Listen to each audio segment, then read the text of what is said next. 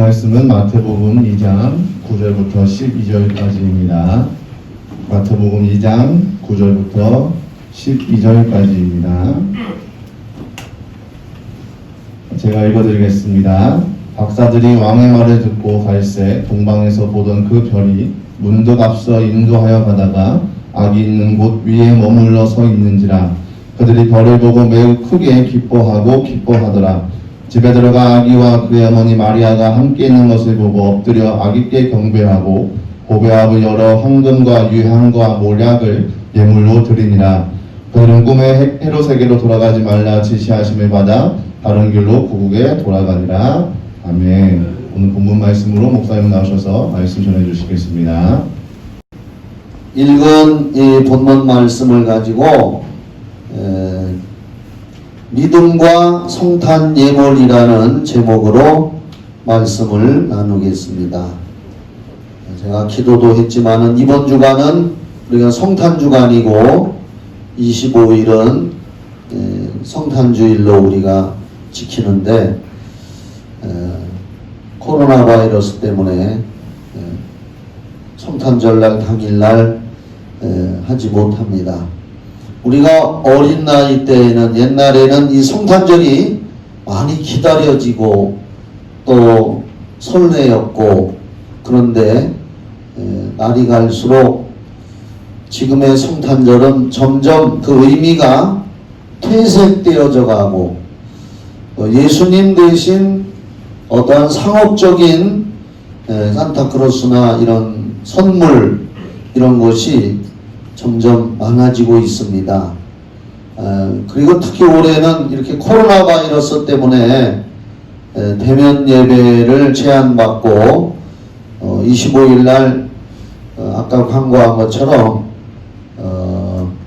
주일날 예배 드리듯이 25일 날 똑같이 10시 40분 그때서부터 교회 밴드를 통해서 생방송으로 우리 진행하는 우리 선교단 또 몇몇 인도자들만 참석해서 성탄절날 예배를 드립니다.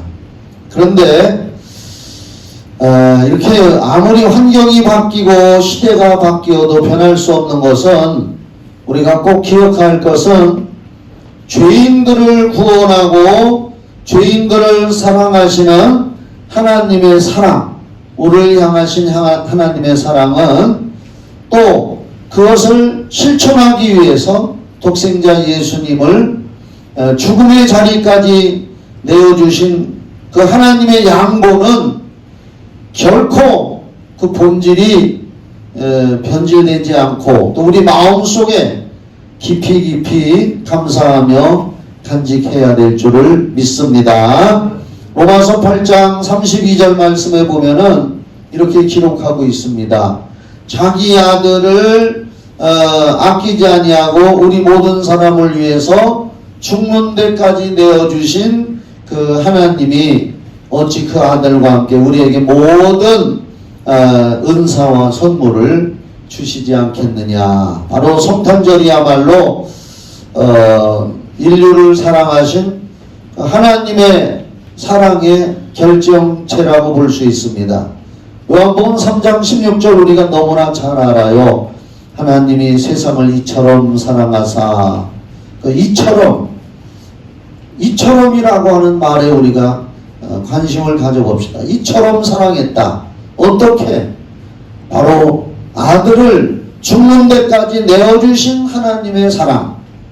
그날 바로 그렇게 하기 위해서 성탄절날 지금으로부터 2020년 전에 예수님을 이 땅에 아기 예수로 보내주신 날이 바로 성탄절입니다. 그 성탄절은 하나님의 전폭적인 양보입니다. 양보. 죄 지은 인생들에게 심판과 저주의 벌을 내려야 마땅한데도 이 성탄절날 하나님의 사랑으로 죄인을 구원하시려고 철저히 낮아지고 양보하신 날이 바로 성탄절입니다. 그렇기 때문에 우리 예수 믿고 구원을 받은 사람들은 천국에 들어가는 날까지 감사하며 살아가야 될 줄 믿으시기 바랍니다. 에베소서 2장 3절 말씀에 우리의 정체성을 얘기하고 있습니다. 우리는 하나님 앞에서 본질상 진노의 자식, 하나님의 엄한 노를 받아서 멸망받고 지옥에 가야 할 우리인데, 이 성탄절의 은혜로 죄사함을 받고 또 하나님의 은혜로 우리에게 믿음을 주셔서 예수 믿게 했다는 것이 은혜 중에 은혜인 줄 믿습니다. 제가 성경을 보니까 데살로니가후서 3장 2절에 보면은 이런 말씀이 있어요. 믿음은 모든 사람의 것이 아니니라. 이게 무슨 말인가? 믿음은 모든 사람의 것이 아니다. 저는 이렇게 생각을 해봤습니다. 오늘 교회 와서 예배를 드리고 또 부득이한 사정상 오늘 실시간으로 들어와서 예배 드리는 사람들이 참 많습니다.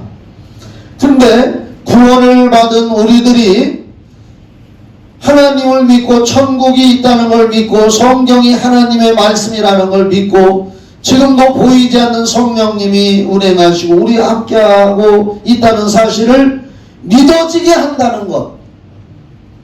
그러니까 데살로니가후서 3장 2절에 믿음은 모든 사람의 것이 아니니라라고 한 말씀이 뭐냐? 우리에게 믿어지게 하도록 믿음을 주셨다는 것. 우리는 이 사실을 믿어집니다. 믿습니다. 그런데 어떤 사람들은 믿고 싶어도 믿어지지가 않아서 못 믿는다는 사람들이 많이 있습니다. 그러고 보면은 데살로니가후서 3장 2절 말씀이 실감을 하는 겁니다. 믿음은 모든 사람의 것이 아니니라. 하나님이 선물로 주셔서 믿어지게 했다는 것이 우리가 얼마나 감사한 일입니까? 예수님이 이 땅에 인간의 아기 예수로 오셨다는 사실 보지는 못했지만 십자가에 달리셔서 피 흘리셔서 우리 죄를 다 도말하시고 3일 만에 다시 부활하시고 또 40일 동안 계시다가 승천하셔서 하나님 보좌 우편에 계시고 약속하신 성령을 우리에게 보내주시고 우리가 말씀과 성령의 인도를 따라서 이 땅에서 살다가 영원한 천국에 갈 것이고 또 때가 되면 예수님께서 이 땅에 재림하셔서 이 세상을 심판하시게 된다는 것, 이런 사실을 우리는 믿어진다는 겁니다. 이것이 하나님의 은혜인 줄 믿으시기 바랍니다. 저와 여러분은 은혜 받은 사람들입니다. 그런데 믿고 싶어도 믿어지지 않아서 못 믿는다는 사람들이 얼마나 많이 있는지 모릅니다. 하나님의 자녀로 거듭나고 구원을 얻게 된 것을 우리는 다시 한번 이 성탄주간 성탄절기에 영원히 감사하며 살아가야 될 줄을 믿습니다. 다시 한번 이 성탄주간에 말씀드리지만 누가복음 16장 19절로 31절에 분명히 예수님은 부자와 나사로의 그 말씀을 통해서 사후세계에 대해서 분명히 성경에 말씀하고 있습니다. 믿음이 없는 사람들의 얘기를 들어보면은 이 세상에서 잘 먹고 잘 살다 죽으면 그만이다, 이렇게들 이야기를 합니다. 그러나 우리는 분명히 예수님께서 누가복음 16장 19절로 31절에 사후세계에 거기 보면은 현재 세상만이 다가 아니고 죽은 후에도 죽음이 끝이 아니라 죽은 후에도 삶이 계속되고 있다는 것을 성경은 말씀하고 있습니다. 부자와 나사로가 있었는데 너무나 잘 아는 말씀이죠. 부자도 죽었고 나사로도 죽었지만 나사로는 구원받은 사람의 대명사로서 하나님 품에, 아브라함의 품에 가서 행복을 누리고 있고, 그리고 부자는 세상에서 호의호식하면서 살았지만은 하나님 모르고 산 사람이기 때문에 죽은 후에 음부의 불꽃에서 너무나 뜨거워서 혀가 타고 혓바닥이 말려 돌아가고, 그래서 아브라함의 품에 있는 나사로에게 그가 살았을 때는 세상에서 자기 집 앞에서 거지 행세하며 얻어먹고 개들이 아픈 데를 와서 핥고 이러한 삶을 살았지만은 죽은 후의 삶이 천국과 지옥으로 나누어져서 확실하게 다르다는, 사후의 천국이냐 지옥이냐 하는 것을 바로 이 땅에 사는 동안에 예수를 중심으로 해서 예수를 믿었느냐 믿지 않느냐에 따라서 천국이냐 사후 지옥의 불심판이냐 하는 것을 예수님이 분명히 말씀했습니다. 예수님이 말씀하신 것은 거짓이 아닌 줄 저는 믿습니다. 여러분도 믿으시기 바랍니다. 하나님은 전지전능하셔서 모든 걸 다 하시지만은 못하시는 것이 하나 있다고 했는데, 히브리서 6장에 거짓말을 못하신다고 했습니다. 히브리서 9장 27절 말씀에도 너무나 잘 아는 말씀입니다. 한 번 죽는 것은 사람에게 정해진 것이요 그 후에는 심판이 있다. 왜 성탄주간에 이런 말씀을 다시 우리가 생각하느냐? 성탄절로 말미암아서 모든 기독교의 진리가 시작이 된 겁니다. 그래서 이 말씀을 안 드릴 수가 없습니다.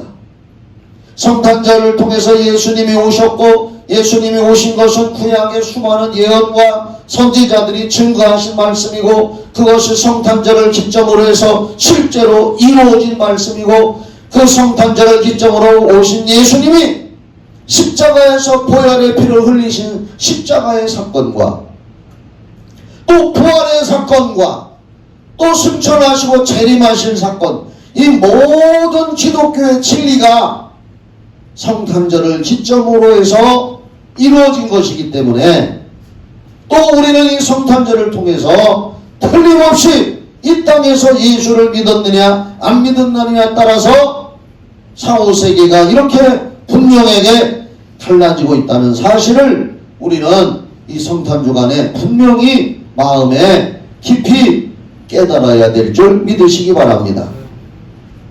이 성탄절을 통해서 십자가의 은혜와 부활과 승천과 성령이 우리에게 오심이 이루어지도록 예수님은 바로 성경대로 성탄절날 이 땅에 오신 것입니다.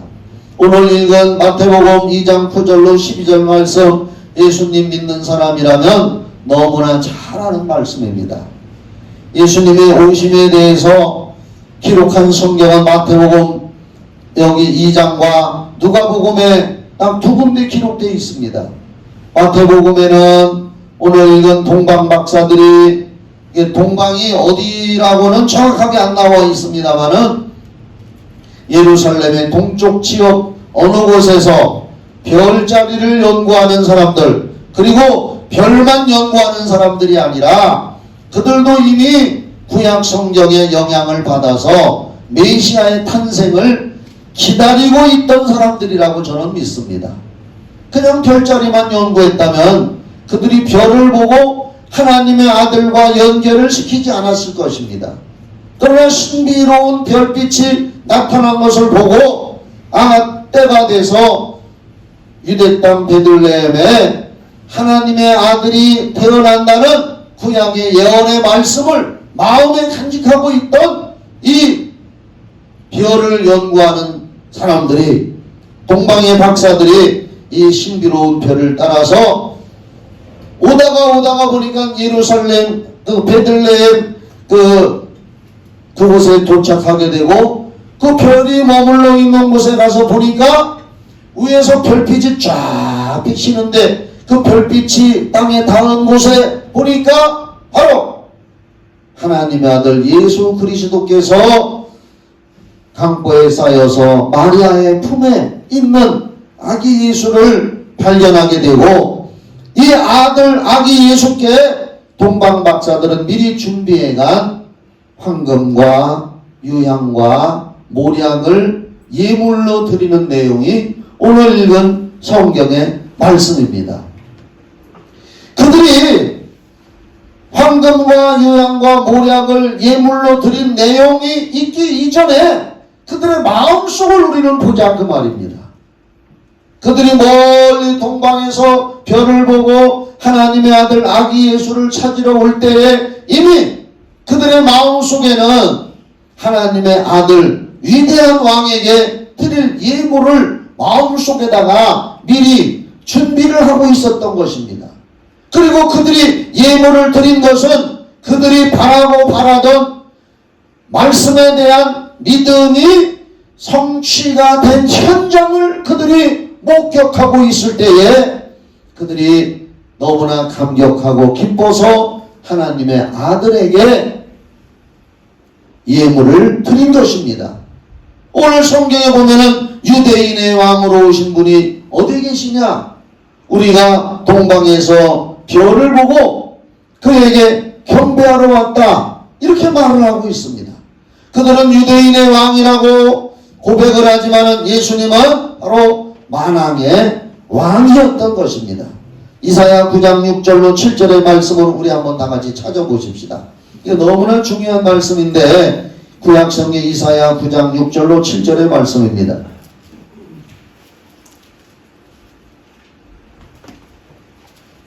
우리가 누누이 알았듯이 이사야 선지자가 예수님의 탄생에 대해서 예수님 오시기 전 700년에서 750년 전에 미리 예언을 이렇게 해놨습니다. 또 말씀드리지만 이사야 7장 14절에는 처녀가 아기를 낳을 건데 그 이름을 임마누엘이라고 할 것이라고까지 처녀가 아기를 낳을 것이라고 이사야는 그 유명한 예언을 했습니다.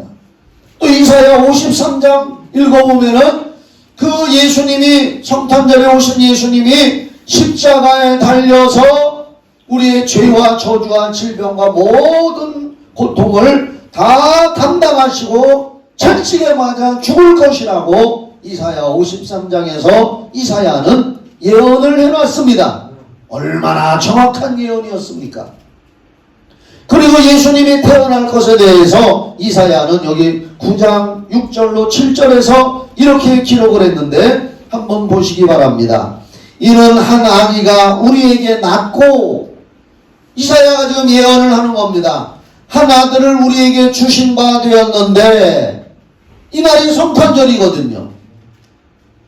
예수님이 태어나기 전 750년 전에 예언가인 이사야가 이렇게 예언을 해놓은 겁니다. 하나님의 아들을 우리에게 주신 바 되었는데 그의 어깨에는 정사를 메었고, 예수님의 어깨에 정사를 메었다는 것은 무슨 얘기냐? 그분은 모든 세상의 모든 권세를, 우리가 저번에 말씀드린 것처럼 하늘과 땅의 모든 권세를 가지신 하나님의 아들이라는 겁니다. 정사를 메었다는 것은 하늘과 땅의 모든 권세를 가지신 그분이라는 겁니다. 그리고 그의 이름은 기묘자라. 여기 기묘자라는 것은 신기하고 묘한 분이라는 겁니다. 왜 신기하고 묘하냐? 그분은 완전한 사람이고 완전한 하나님이기 때문에 기묘한 분인 줄 믿으시기 바랍니다. 우리는 완전한 사람이요, 그래서 사람의 속성만 가지고 있지만 예수님은 기이하고 묘한 분이기 때문에 사람의 속성을 완전하게 가지셨고 또한 하나님의 속성을 완전히 가지신, 신성과 인성을 가지신 기기묘묘한 분이시란 말입니다. 그리고 모사라, 이 모사라고 하는 말은 그 모자에다가 선비사자를 쓰더라고요. 이 모사는 뭐냐? 옛날에 왕 옆에는 머리가 좋은 책사 한 사람이 있습니다.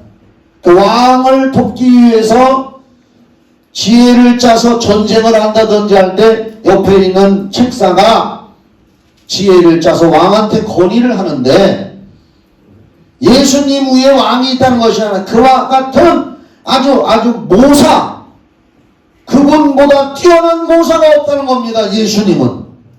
그리고 아기 예수지만은 아기지만 전능한 하나님이라. 할렐루야. 아기 예수로 오셨지만 그분은 전능한 하나님이고 영존하시는 아버지라. 얼마나 놀라운 예언입니까? 영원부터 영원까지 존재하시는 아버지라. 아기 예수인데도 아버지라고 말씀을 하고 있습니다. 또 뭐냐? 평강의 왕이라. 샬롬. 우리에게 평강을 주신 분. 여러분 솔로몬의 이름, 우리가 솔로몬 하잖아요. 솔로몬의 이름이 샬롬이 근거하고 있는 겁니다. 솔로몬의 이름이 샬롬입니다. 비슷하잖아요. 솔로몬, 샬롬. 평강이란 말입니다. 평강. 이 모든 것을 가지고 오신 아기 예수. 7절에 그 정사와 평강의 도함이 무궁하며 또 다윗의 왕자와 그의 나라에 군림하여 그 나라를 굳게 세우고 영원한 나라지요. 지금 이후로 영원히에다가 우리 관심을 두셔보여 정의와 공의로 그것을 보존하실 것이라. 만군의 여호와의 열심히 이를 이루시리라. 여러분, 인간의 열심히 성탄절을 만들어내는 것이 아니라 이 하나님의 사랑과 하나님의 전지전능하심과 죄인을 구원하고자 하는 하나님의 열심히 성탄절을 이 땅에 이루어 주신 줄 믿으시기 바랍니다. 하나님의 열심이란 말입니다. 여러분, 우리의 열심보다도 우리가 정말 하나님을 사랑한다고 하지만은 그 하나님의 열심은 도무지 우리가 따라갈 수가 없습니다. 왜? 자기의 하나밖에 없는 아들을 이 땅에 보내주셨기 때문에 하나님의 열심이야말로 아무도 따라갈 수가 없는 것입니다. 바로 이 성탄절은 이와 같은 엄청난 내용을 포함하고 있는 것입니다. 한 아기가 이 땅에 왔지만 그분 안에는 엄청난 권세와 능력이 임하여 있다는 이사야의 예언과 고백을 바로 우리는 읽을 수가 있는 것이고 이것이 또 우리의 고백이 되어야 될 줄 믿습니다. 마치 아기 예수가 아주 약한 아기 예수, 어른들의 보호가 없이는 굶어 죽을 수밖에 없는 아기입니다. 아기들이 태어나자마자 숟갈질을 합니까? 뭐를 합니까? 엄마가 젖을 줘야 살고 엄마가 돌봐줘야 삽니다. 그와 같은 아기 예수지만은 그 안에는 바로 오늘 이사야 9장 6절에 있는 것처럼 모든 정사를 메었고 그 이름은 기묘자라 모사라 전능한 하나님이라 영존하시는 아버지라 평강의 왕이라는 그런 모든 것이 그 예수 아기 안에 들어있다는 겁니다. 우리가 성경에 보면 예수님이 겨자씨 이야기를 하는 장면이 신약성경에 있습니다. 저도 겨자씨를 한번 그전에 누가 주워서 봤는데 참 작아요. 아주 작고 호 불면 날아가 버립니다. 이 겨자씨가 작은 씨지만 이 겨자씨를 땅에 심으면 싹이 나고 자라서 큰 열매가 나무가 되고 열매를 맺고 또 새들이 와서 깃들인다 하고 예수님이 말씀했습니다. 작고 보잘것없는 것이지만 그 안에 생명이 있어서 심겨지면 큰 나무가 돼서 새들이 와서 깃들이고 그늘을 만들어주고 수많은 또 겨자씨의 열매를 맺는다는 예수님의 비유 말씀입니다. 저도 어디에서 그런 글을 한번 읽어본 적이 있어요. 내 마음에 그것이 가끔 생각이 납니다. 여러분들도 한번 기억해 보시기 바랍니다. 사과 있잖아요. 사과 속에 씨는 셀 수 있어도 사과 쪽에서 이렇게 헛치면 몇 개가 들어 이제 나올 거 아닙니까? 사과 속에 씨는 셀 수 있어도 씨 속에 사과는 셀 수가 없다. 그렇죠. 하나의 사과씨 속에는 많은 나무도 있고 그 나무를 통해서 수없이 달릴 사과는 셀 수가 없다. 그건 뭐냐? 작은 사과씨지만 그 안에 무한한 가능성이 들어있다는 겁니다. 바로 예수 그리스도 아기 예수로 오셨지만은 이 엄청난 십자가의 보혈의 피로 죄사함을 준 무한한 가능성, 부활의 생명의 가능성, 성령을 보내주실 가능성, 다시 재림해서 세상을 심판할 가능성, 엄청난 가능성을 가지고 오신 분이 아기 예수고 그날이 바로 성탄절인 줄을 믿으시기 바랍니다. 그래서 이 동방 박사들은 이 예수님을 바라본 겁니다. 아기라고 하는 작은 아기 예수를 바라본 것이 아니라 그 속에 있는 엄청난 구원의 역사와 성령의 역사와 인류의 모든 것을 심판할 권세를 가지신 하나님 전능하신 영존하시는 아버지라는 것을 발견한 이 동방 박사들은 바로 그 아기 예수에게 믿음으로 예물을 드린 것입니다. 그들이 만약에 믿음으로 그러한 예수를 바라보지 않고 하나의 인간으로 바라봤다면 예물을 드릴 필요도 없지요. 사랑하는 여러분, 그래서 히브리서 12장 2절에 우리 보고도 성경은 말씀합니다. 믿음의 주여 또 온전케 하시는 이 예수를 바라보자 그랬습니다. 예수만이 생명이요, 예수만이 구원이요, 예수만이 행복이요, 예수만이 길이요, 진리요, 생명이라는 것을 믿으시기 바랍니다. 제가 오늘 아침에 밴드에다가 글을 올렸는지 하여간 올려놨습니다. 이 한문을 이렇게 공부하다 보면 재미있는 게 많이 발견돼요. 오늘 설교하고는 상관이 없는데 조금 상관이 있어서 우리가 우산 하잖아요. 비 올 때 쓰는 우산. 그 우자가 비우자입니다. 이렇게 하고서 밑에 하고 쭉 긋고 옆에 이렇게 비우자. 비우자에다가 이 산자가 우산, 그냥 우산 산자인데 그 산자의 모양을 보면은 이렇게 지붕이 있습니다. 이렇게 지붕이 쭉 내려 있고 거기 사람 인자가 4개가 들어 있습니다. 4개가 들어 있는데 그리고 가운데 밑에 쫙 긋고서 십자가를 쫙 껐습니다. 이게 우산 산자입니다. 그걸 가만히 보면은 그냥 세상 사람은 큰 지붕이 있고 그 안에 사람이 4명이 있고 이렇게 이건 지팡이 손잡이구나. 그래서 비 올 때 우산에 4명이 걸어가는 하나의 우산을 쓰고 4명이 걸어가는 모습을 보고서 우산 산자를 썼구나. 아마 세상 사람은 그렇게만 이해할 겁니다. 그러나 저는 믿음의 사람이기 때문에 십자가를 중심으로 사람이 모여 있을 때 위대한 하나님의 보호와 하나님의 사랑의 보호하심을 받게 되는구나. 여러분들 한번 한문 밴드에 보면은 제가 재미있게 그렇게 써놨습니다. 십자가 예수를 중심으로 모여있는 인간들에게 하나님은 우산이 되어주는 거예요. 모든 저주와 모든 죄악을 막아주는 지붕이 되어주시더라고 말입니다. 오늘 성탄절에 우리 마음 중심에 그러한 예수님을 우리가 각자 모시고 살아갈 때에 하나님은 우리의 위대한 보호자가 되시고 우리의 발걸음을 인도해 주시고 동행해 주시는 그러한 성탄의 정신이 우리 마음에 깃들어진다고 저는 믿습니다.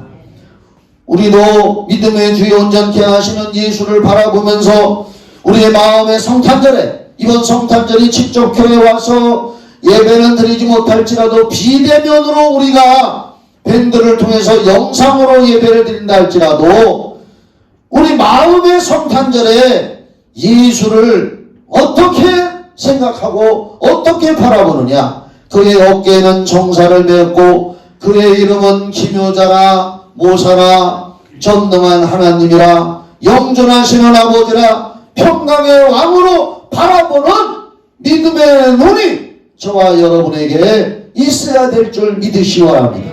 이것은 성탄절이라고 하는 일회성으로 그치는 것이 아니라 우리 마음의 성탄절에 주님 나라 갈 때까지 영원히 자리를 잡고 있어야 될 줄 믿습니다. 성탄절이 이번 성탄절이 코로나 바이러스와 현실의 여러 가지 환경에 영향을 받아서 비대면 예배로 드려진다 할지언정 우리 마음속과 우리의 영혼에는 영원한 경배와 찬양과 감사의 성탄절이 되어야 하고 예수님의 탄생을 성스러운 탄생일이라고 기념하고 기려야 할 줄 믿습니다. 여러분 한번 생각해 보세요. 개인의 생일과 탄생일에도 기념을 합니다. 이 세상에 유명한 성인군자라고 하는 사람들, 국가적으로 세계적으로 영향을 끼친 사람들이 태어난 탄생일, 탄신일 그런 날도 기념을 합니다. 그리고 우리가 가까이 또 부모님들의 생신날에도 자녀들이 챙겨주고 선물도 드리고 축하도 합니다. 그렇기 때문에 우리는 세계의 성인보다도 영원한 하나님의 아들이 우리를 구원해 주시러 오신 이 성탄절에 우리도 동방박사처럼 영적인 동방박사가 되어서 예수님께 황금과 유향과 모략을 예물로 드려보는 아름다운 기회가 되어야 될 줄 믿습니다. 그 황금은 뭐냐? 황금은 예수님을 영원한 나의 왕이십니다. 황금은 귀한 보석의 대명사가 아닙니까? 왕 중의 왕이지 않습니까? 황금은 왕권을 표시한다고 합니다. 동방박사들이 예수님께 드린 황금은 당신은 만왕의 왕이시오 하고 드린 겁니다. 우리들의 마음속에도 탄생하신 예수님을 영원한 나의 왕이요 주권자라고 하는 믿음의 고백과 예물이 있어야 될 것이고, 유향은 뭐냐? 향을 피우는 겁니다. 향. 구약시대에 제사장들은 성소에 들어가서 제물을 가지고 들어가서 하나님 앞에 향을 피웠습니다. 바로 우리들도 예수님은 동방박사들이 유향을 드렸는데 우리들도 동방박사처럼 예수님은 나의 죄를 대속하시는 영원한 대제사장이시니 영광과 존귀를 받아 주시옵소서. 신약성경에 저 뒤에 가면 히브리서라고 있습니다. 히브리서의 주제가 뭡니까? 우리의 대제사장 되신 예수 그리스도입니다. 우리를 위해서 대제사장이 되어서 그분이 대신 자기 몸을 속죄의 제물로 하나님 앞에 드려서 아름다운 번제의 향이 되신 것입니다. 우리 마음속에도 바로 동방박사처럼 유향을 담아가지고 당신은 나의 영원한 대제사장이 되십니다 라면서 감사의 믿음의 고백이 있어야 될 줄 믿으시기 바랍니다. 바로 또 동방박사들은 모략을 예수님 앞에 드렸습니다. 모략은 뭐냐? 모략은 당시에 사람들이 죽으면 시체 방부제로 사용을 했다고 합니다. 그러니까 모략을 예수님한테 드렸다는 것은 죽지 않고 영원히 부활의 생명으로 오신 그분을 기리고 기념하는 신앙 고백으로서 동방박사들은 예수님께 모략을 드린 것입니다.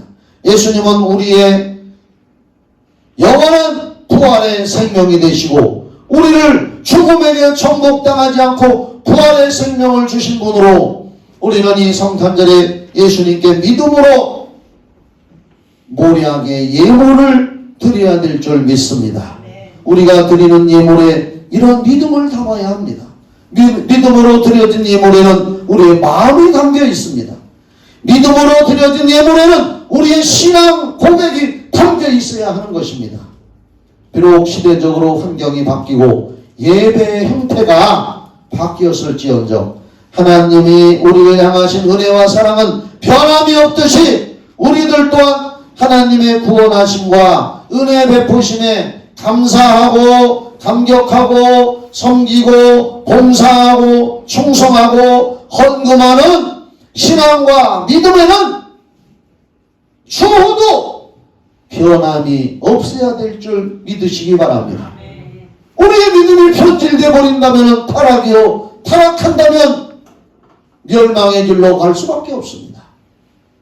코로나 시대에 예배의 형태가 변했을지라도 우리의 하나님을 사랑하고 예수님을 섬기는, 교회를 섬기는 믿음만큼은 변질될 수가 없고, 믿음으로 동방박사들처럼 예수님은 우리의 왕이시오, 예수님은 우리의 대제사장이시오, 예수님은 우리에게 부활의 생명을 주신 영원한 대제사장이라는 사실을 기억하고 우리는 마음의 예물을 준비하고 또 그분께 성탄절에 예물을 드려야 될 줄 믿습니다. 이렇게 하는 것이 우리를 구원하고 천국 영생을 누리게 하려고 성탄절에 오신 예수님께 믿음의 성탄 예물을 드리는 것이고, 또 물질로도 드려야 되지만 우리 자신의 믿음의 고백이, 우리 자신의 믿음이 하나님 앞에 귀한 성탄의 선물이 되어지도록 믿음으로 세상을 살아가는 여러분 되기를 예수님의 이름으로 축원합니다. 기도하겠습니다.